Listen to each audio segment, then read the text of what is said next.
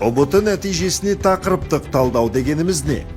Ұлттық бірыңғай тестілеуді толық электронды форматқа көшірудің нәтижесінде нақты әрі жылдам тақырыптық талдау жасау мүмкіндігі пайда болды.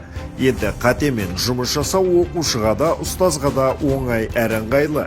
Қатысушы тестілеуді аяқтаған соң жеке кабинетінде тақырыптық талдаумен таныса алады. Жаңашылдық еліміздің қай мектебінде қай оқушының қай пәннің қандай тақырыбы бойынша білімін жетілдіру керектігін көрсетіп береді.